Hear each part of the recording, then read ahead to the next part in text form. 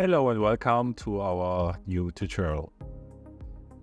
It has been some while since we published the last tutorial, but now we have got some cool new features included in Real Virtual I/O Professional. It's the kinematic tool. With this tool, it's easy to define complex kinematic chains within complex CAD data.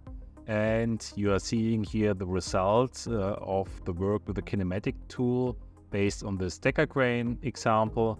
Currently, the stacker crane is running for demonstration purposes to random positions within the area. So let's start in showing you this new cool feature within Real Virtual I/O Professional. So let's start with this example.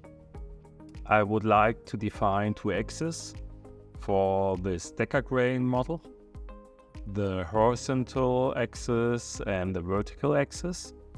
And we are having here the imported CAD data. They are quite complex with a deep design structure.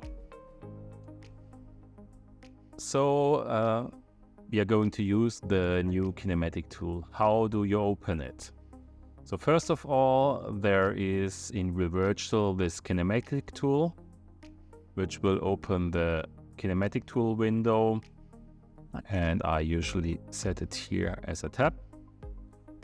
Or within the scene, if you turn on the overlay window, you can open the kinematic tool by, so I'm closing it again, by pushing here on axis.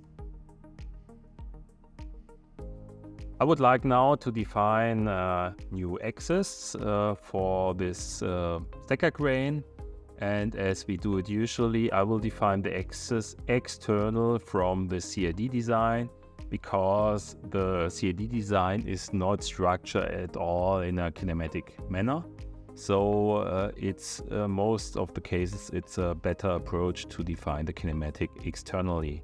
So let's create a new empty game object, so a structure object for holding the kinematic.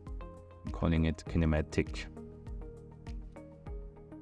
Now with the kinematic tool, I'm open it with Alt K and I'm placing it here. I'm now going to create a new axis. Let's call the horizontal axis the x-axis.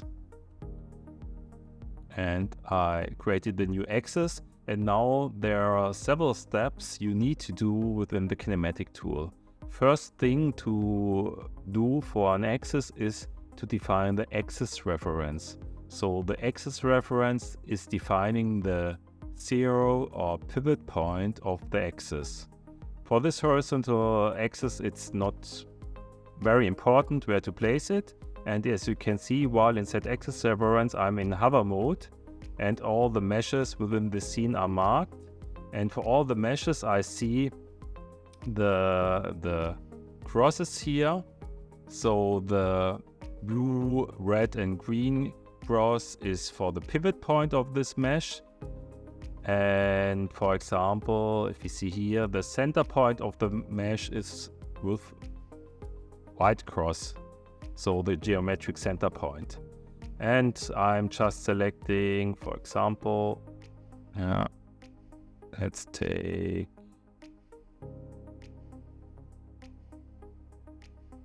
this mesh here as the axis reference, so the 0 point of the axis. Now I'm able to define the axis direction, or I could rotate the axis in relation to the selected axis. In this case, I don't need it. I just would like to select the direction you see here in the pink direction into the linear Y direction as the axis direction. And that's all for the reference definition. So now I need to assign the parts which should belong to this axis. and there are several functions for selecting parts.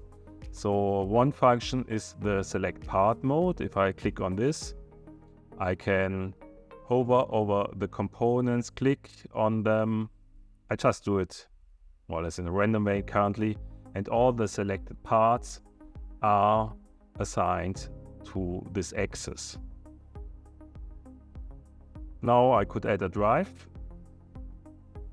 and this function now is in the background defining everything what we need for the axis. So if we look on the inspector, you will see that we are having the kinematic component added, and within the stacker crane itself, we will see, if we go back to the cell,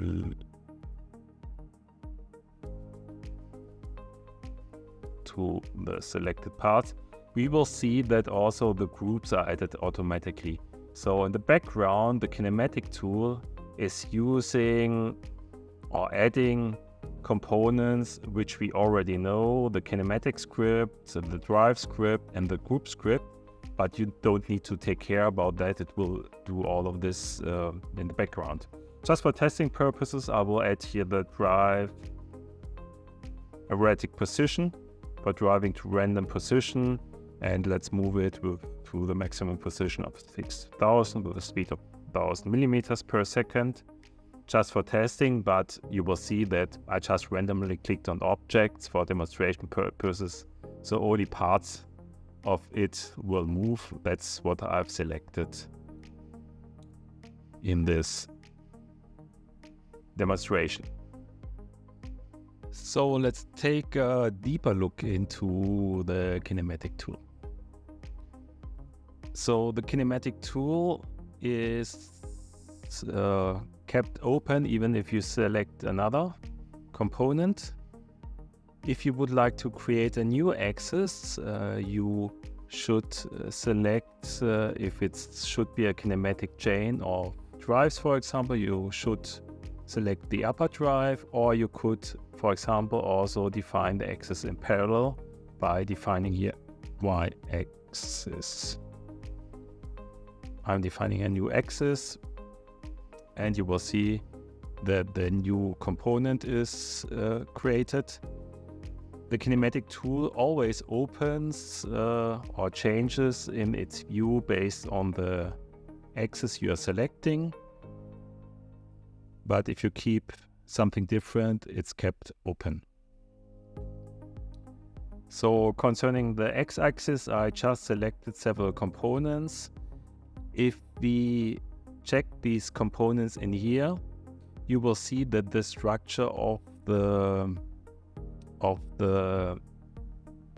stacker crane is very complicated. It's a deep structure, and maybe just selecting it in the select part modes by hovering and clicking might not very efficient, because you are having, in this case, a lot of different parts in. That's why there's another selection mode, and for this I need to turn select parts off. And now I can select not by hovering, I can select by clicking into the scene. And for example, we could select this and say, okay, everything in here should be part of the x-axis. So then we select here add selected part, and add selected part means selected in the hierarchy view.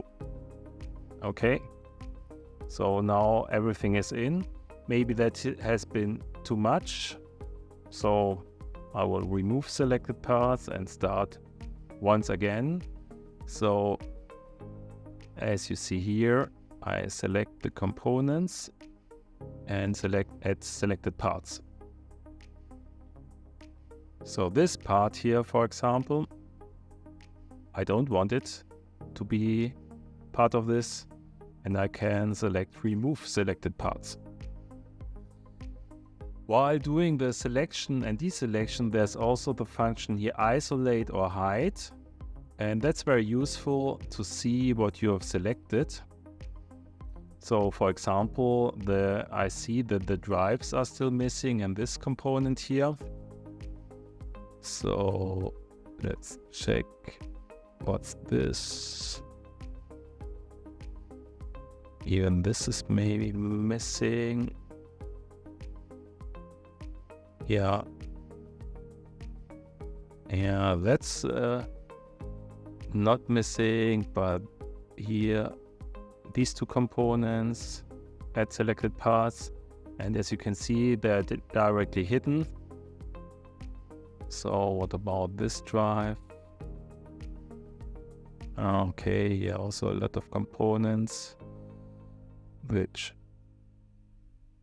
should be this not, but these components, let's select all of them, and as you can see, it's not very well structured.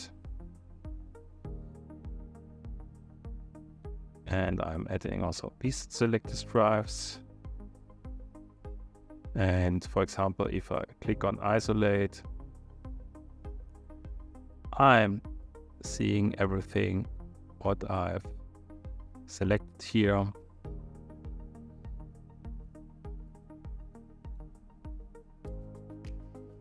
And turn off isolation mode once again. So that's how I can select very fast by using add selected parts and selecting in hierarchy in that case. In other case, the select part mode is more efficient. It all depends on the design structure. So let's go on with these axes and start again. So we have this axis, we need to define a reference, and I don't know, let's maybe put it here, and it should go in the Z direction. By moving here, you can make the distance or the size of this line bigger and smaller. To see the gizmo here for the linear axis, that's the direction we would like to have. And now, once again, we could use the select parts mode, and maybe this one here should be added. We will hide it, and we see that here something is still missing. And this full component, so also add selected parts. So now we have got our y-axis, and we are having our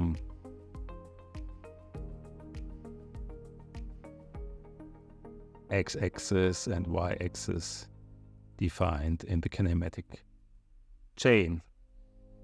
So let's add here also a drive, and just for testing purposes, again the drive erratic position from 0 to maybe 3000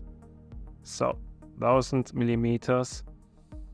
And as usual in real virtual, if you use kinematic in groups, currently these are empty components, and by referencing the components within the CAD design, when pushing on play and starting, they will copy it to the right position in the kinematic chain. And now our drive is moving, but what you can see, they are in parallel and they are still independent. So we'll have two options.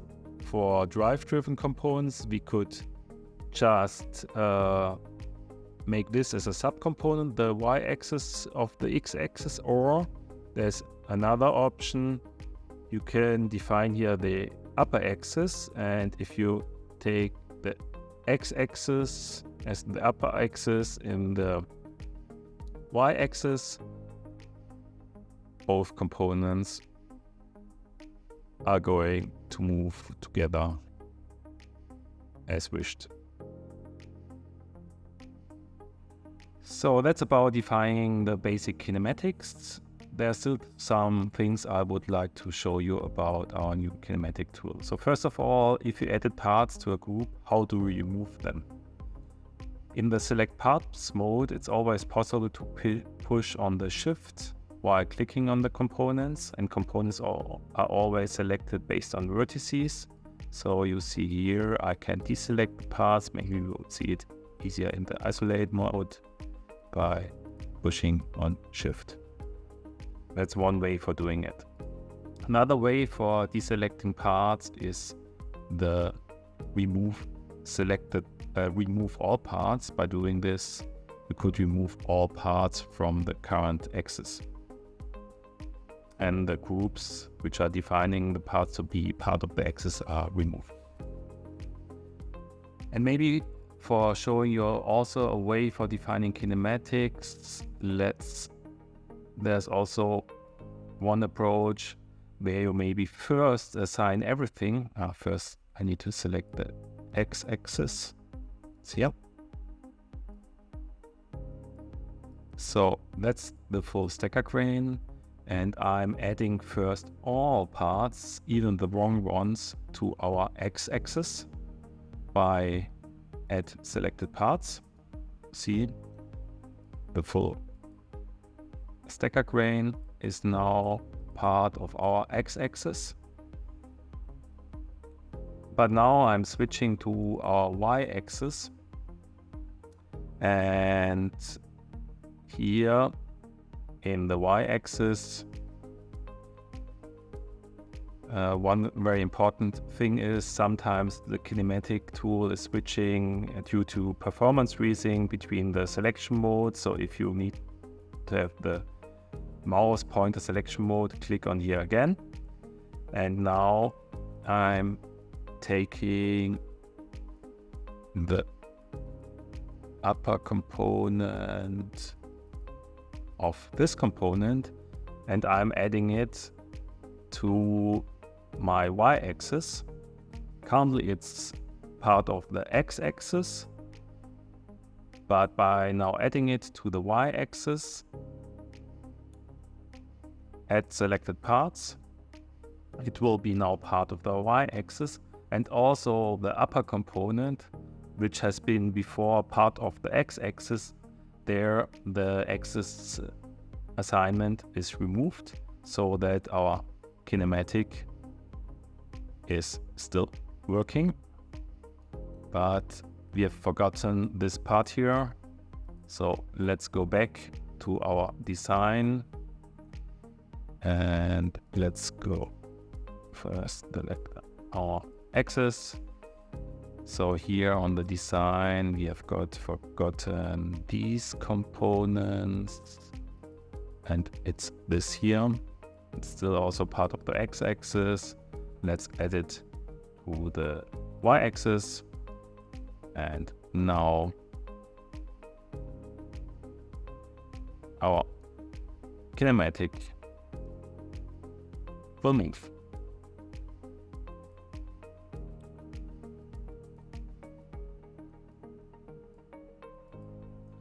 The last thing I'm going to show today for the kinematic tools are some additional selection modes like select neighbors and select connected.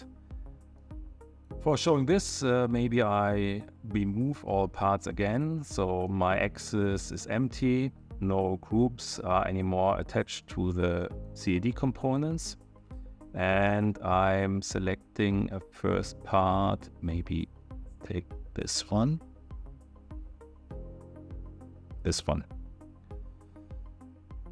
So I can now select neighbors, and this will take into the hierarchy selection all parts which are currently colliding with the current parts which are already part of the group. And now I'm able to add the selected parts, select neighbors again, and make that multiple times. And as you can see, we now have selected this one here. I'm removing it again. Let's start once again. We because I don't need to do that multiple times if I would like to select everything, including also parts colliding with it, but not as direct neighbors. So colliding in a kind of chain between the parts. I could select here, select connected.